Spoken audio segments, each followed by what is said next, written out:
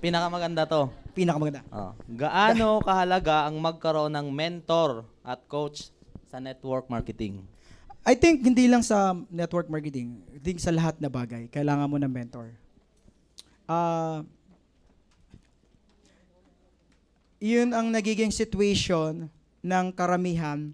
Sabi, bakit maraming sumali dyan sa network marketing, hindi naman yumaman kung maganda yan? Correct. Kung maganda talaga yan, bakit maraming sumali dyan, hindi naman yumaman? Diba? Parang sa school, lahat bang nag-aral sa school, naging successful? Lahat ba na nag-take ng nurse? Lahat ba na nag-doktor, naging doktor? Nag-medicine? Hindi naman. So, for me, nagkulang lang sila dun sa education, nagkulang lang sila, diba, na part na rin natin yan na ito tinuturo nga natin, dapat may mentor ka, nag-mentor ka. Hindi tayo mismo, hindi naman tayo, alam mo yon, yung willingness na parang matuto. Ako, especially ako kasi, pag hindi ka nagtanong sa akin, hindi kita sasagutin.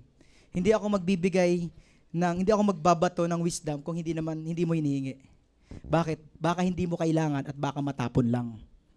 So, ang attitude na magkukuha ka ng mentor, may submission kang tinatawag. Nagsasubmit ka. Kaya pag nagtanong ka, ibig sabihin, may humility ka. Pero pag hindi ka nagtatanong, yung ego mo masyadong malaki. Correct. Kita mo yung mga may sasakyan na naliligaw na dahil egoistic, ayaw magtanong, di ba? Naliligaw. Di ba? Ayaw magtanong sa tricycle driver kasi tricycle driver lang yan. Ayaw magtanong sa nagtitinda sa vendor kasi vendor lang yan. So tuloy, paikot-ikot, naliligaw. So same lang din dito. Pag wala kang mapagtatanungan, malulos ka. Mag-quit ka.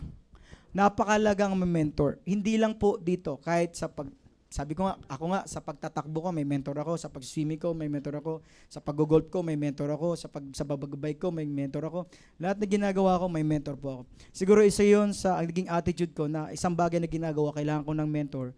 Kaya kahit papano, gumagaan yung buhay. So, kung gusto mo maging successful, kuha ka ng mentor. Ilan? One at the time. Kasi minsan, pag may natutunan ka dito, gagraduate ka, may iba ka na naman. So, ganun po yan. Stage by stage lang yan . So, pag tingin mo parang dito kay mentor mo, okay na, baka makahanap na ako ng iba. So, may stage yan, may stage. Basta magtanong at magtanong. Okay.